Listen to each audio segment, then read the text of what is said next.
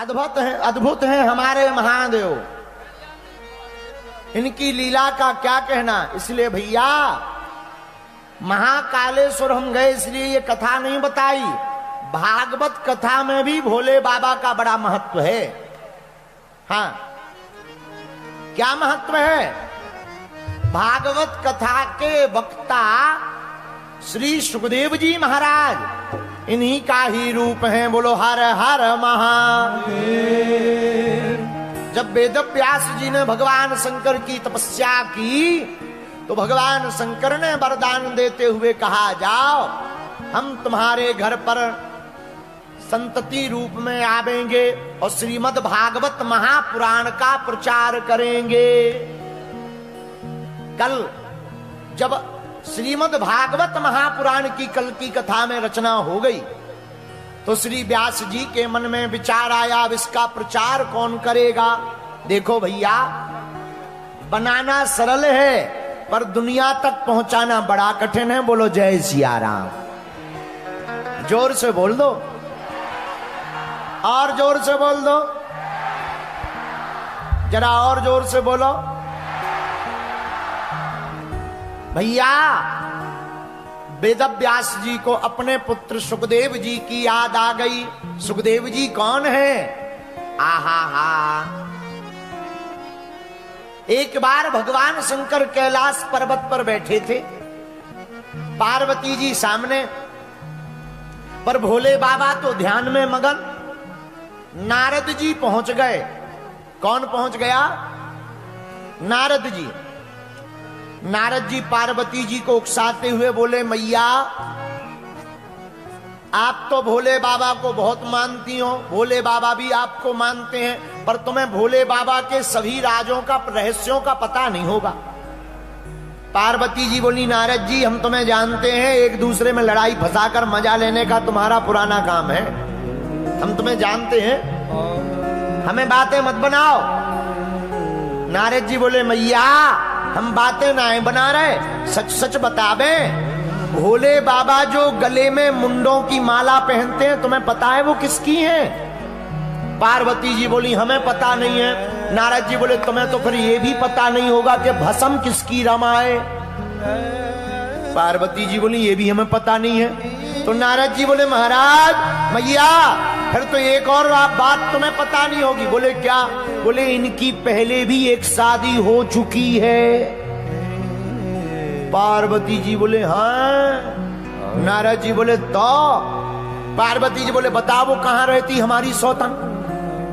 नारद जी बोले, अब हमें उसका ठिकाना तो पता नहीं है, भोले ही बाबा से पूछो, अपन तो जय चले श्रीमन नारायण नारायण। नारद जी चले गए।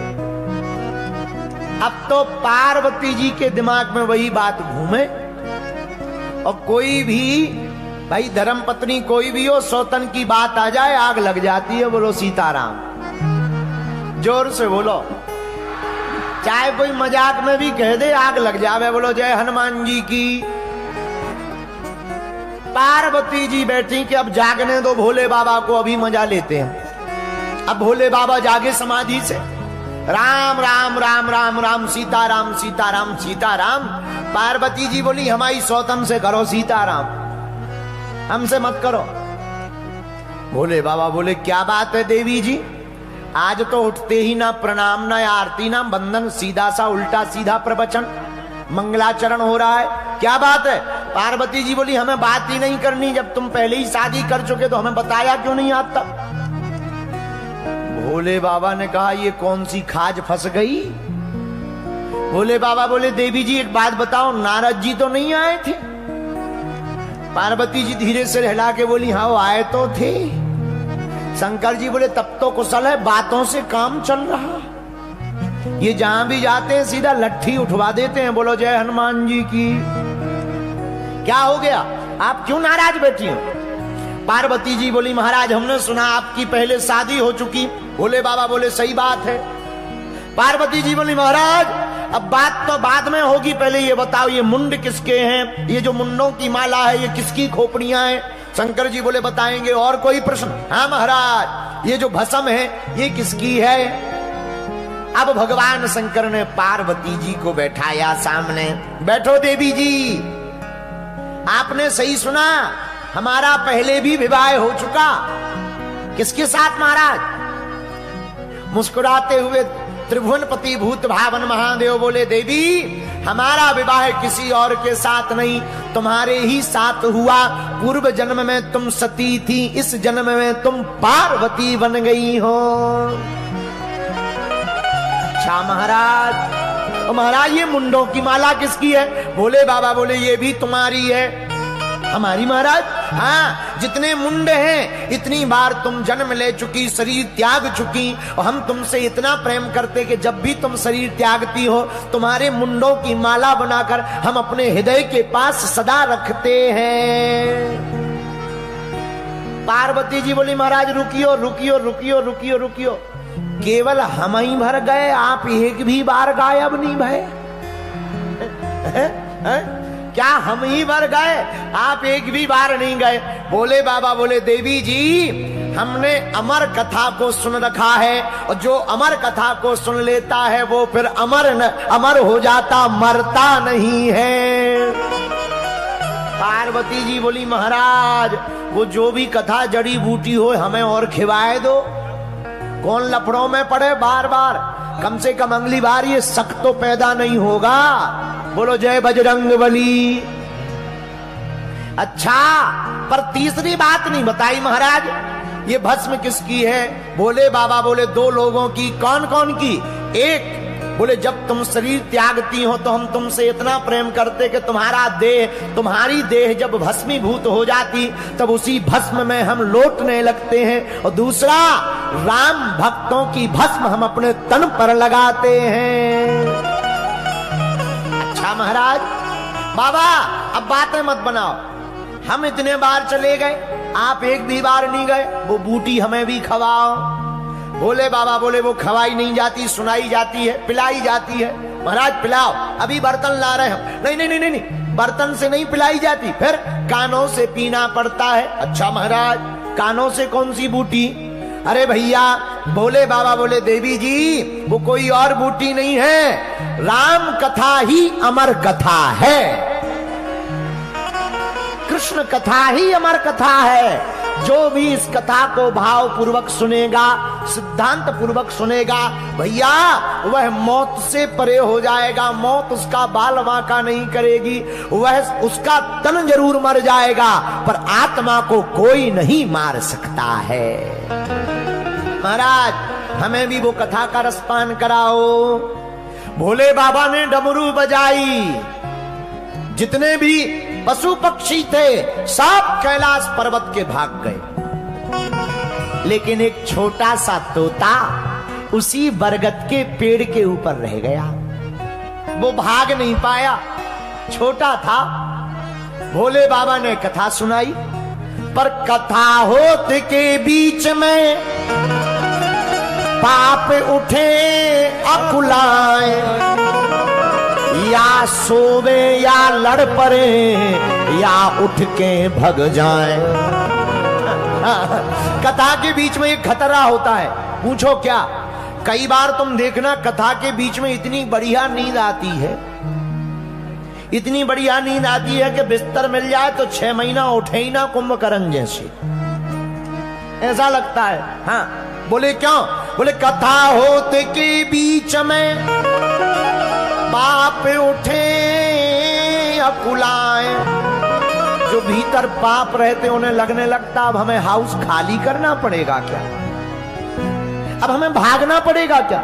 एक काम करो, इसको ही कथा से उठा दो, ये कथा से उठ जाएगा तो हमें अंदर से भागना नहीं पड़ेगा। बोलो जय बजरंगबली। इसलिए तुम देखना कथा में जितनी दुनिया की बातें याद आती कहीं नहीं आती। हाँ, सबसे ज्यादा, और बुरा ना मानना, इंदौर के पागलों तन से पूजा कर रहे, आज के डेट में लोग तन से पूजा कर रहे, मनवा गया बाजार, और कैसे रीझे सांवरा जुड़े न दिल के तार। ज्यादातर लोग आजकल तन से पूजा कर रहे, और मन तो मार्केट में इंदौर के घूम रहा, चाट पकौड़ी खा रहा, इंदौर का पोहा प्रसिद्ध है, बढ़िया खा रहा है।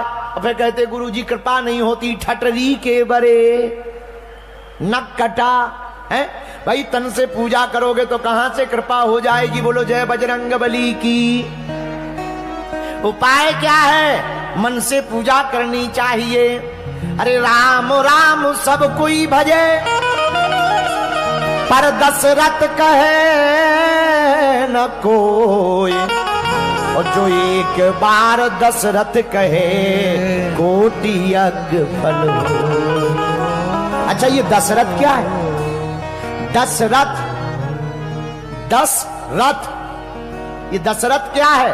दशरथ कोई आदमी नहीं है, 10 रथ हैं और 10 रथों के ऊपर बैठा है मन, जो अपनी 10 इंद्रियों के ऊपर रूपी मन से बोलता है राम राम, उसी को एक बार के राम कहने में ही करोड़ यज्ञ समान फल प्राप्त हो जाता है।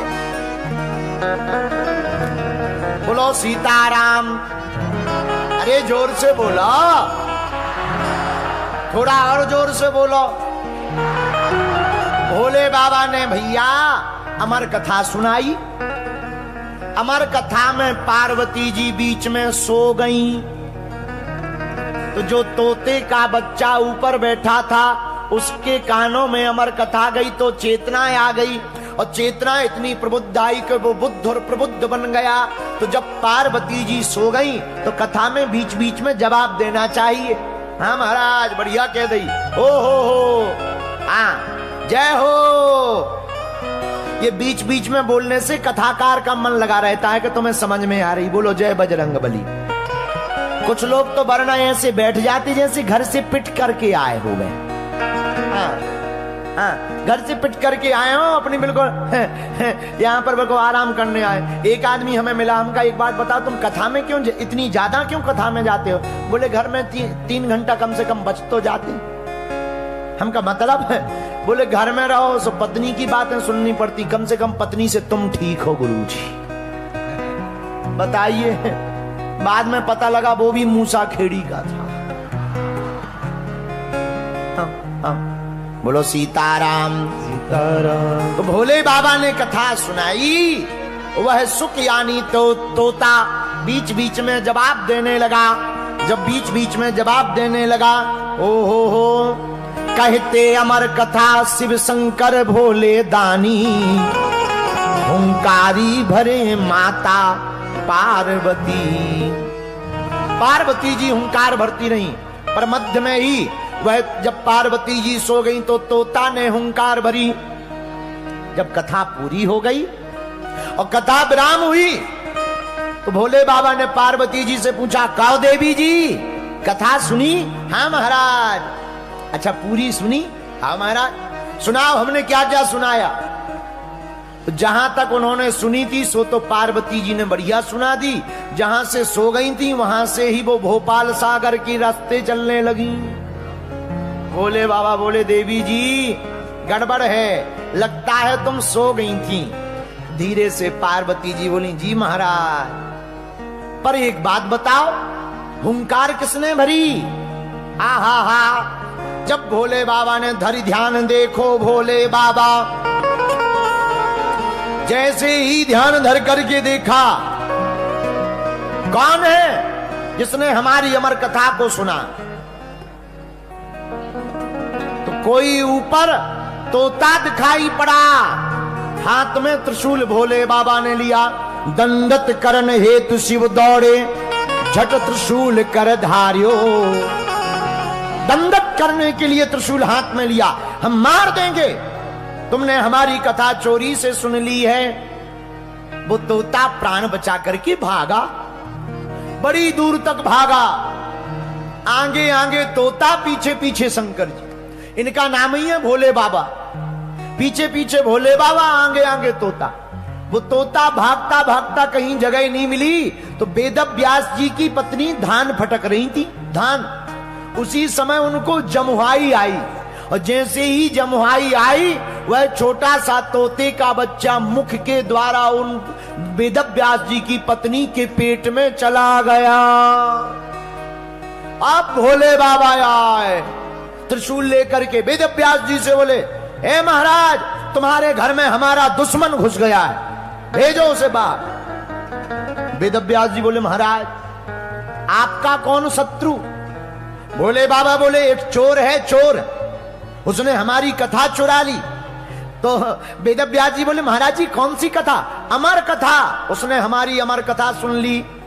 वेदव्यास जी बोले बाबा अब उसका करोगे क्या? बोले बाबा बोले त्रिशूल मार करके मारेंगे। वेदव्यास जी बोले ले तुम भोले के भोले ही रहे पक्के। बोले क्यों? बोले जब उसने अमर कथा सुन ली तो अमर कथा का फल क्या है? वो कभी मरेगा नहीं, जब मरेगा नहीं तो तुम्हारे त्रिशूल से कैसे मर जाएगा? तब भोले बाबा को याद आया, अरे राम राम राम राम राम राम राम राम, अब तो भैया हम जे चले। भोले बाबा चले गए, 12 वर्ष तक रहे माता जी की कोख में। 12 वर्ष बाद वेदव्यास जी ने कहा भैया जो भी हो सो बाहर आ जाओ। तो भीतर से आवाज आई, पिताजी हम बाहर आएंगे, तुम हमें लफड़े में फंसा दोगे, शादी करवा दोगे, गृहस्थ में पढ़वा दोगे, हमें प्रपंच में पढ़ना नहीं। वेदव्यास जी बोले चिंता मत करो, हमको मोह नहीं सताएगा, तुम बाहर आओ। बोलो जय बजरंगबली। अब 12 वर्ष बाद जब वेदव्यास जी की धर्म पत्नी के कोख से वह प्रकट भय तो कोई और नहीं, भागवत की महिमा को जन जन तक पहुंचाने वाले परमहंस श्री सुखदेव जी महाराज प्रकट हो गए हैं। बोलो सुखदेव भगवान की जय हो। अब भैया जैसे ही प्रकट भय तो वेदव्यास जी महाराज 12 वर्ष गर्भ में रहे, आश्वासन प्रभु से पाए। तो महीना व्यापे माया कबहू सुन के बाहर आई। आपको जो है माया नहीं सताएगी। जब 12 वर्ष बाद प्रकट भय तो जन्मते ही सुखदेव जी महाराज ने घर छोड़ दिया और घर छोड़ करके वन में आ गए। वेदव्यास जी कुछ देर तक तो दूर दूर तक पीछे पीछे गए। यम प्रभजन्तमनुपेतम पेति कृत्यम द्वैपायनो विरहकातर्या पुत्रेति तन्मयतया तर्वो विनेदु सर्वभूति हृदयम मुनिमानतोस्मि। पुत्र के पीछे बहुत दूर तक भागे पर सुखदेव जी महाराज नहीं रुके, वन में आकर बैठ गए। पर भैया जो बालक घर छोड़कर चला गया था वही बालक भागवत भगवान की कृपा से पुनः घर आया। कैसे? जब 18,000 श्लोकों की संगता भागवत लिख दी तो व्यास जी ने अपने शिष्यों को भागवत के श्लोक सिखाए। यहां वहां जाकर श्लोक गाओ। सुंदर सुंदर मधुर मधुर श्लोक गाने लगे। जहां सुखदेव जी ध्यान कर रहे थे तो एक शिष्य ने, वेदव्यास जी के शिष्य ने श्लोक गाया, भगवान की सौंदर्य रूप के बारे में गाया। बरहा पीडम नटवर बपु कर्णयो कर्णिकारम बिभ्रतवासः कनिककपिशं वैजयन्तीं चमालाम् रंध्रान वेणोरधर सुधया पूरयन् गोप वृंदे वृंदारण्यम स्वपद रमणम प्राविशद गीति। आहा, मधुर मधुर श्लोकों का गान श्री सुखदेव जी के सन्मुख वेदव्यास जी के शिष्य ने गाया। क्या कहा? बोले बरहा पीडम नट बर बपू। कोई इतना सुंदर है, कितना सुंदर। बोले कोई सांवरा है, बड़ा प्यारा सलोना है, नंद नंदन है। भैया उनके स्वरूप का क्या कहना। पीला पीतांबर पहन रखा है, सुनहरी कोर है जिस पीतांबर की, बिजली सी चमक रही है, धारण किए हुए पीतांबर है, गले में काली कामरिया बांधे हुए हैं, सिर पर मयूर पंख लगाए हुए हैं, कानों में मकराकृति के कुंडल धारण किए हुए हैं, गले में बैजंती माला धारण किए हुए हैं। श्री धाम वृंदावन में यमुना के किनारे कदम्ब के वृक्ष के नीचे ठाकुर जी खड़े हुए हैं, 3 जगह से टेढ़े हैं, हाथ में बांसुरी लिए हुए हैं, बांसुरी की मधुर मधुर तान को सुना रहे हैं।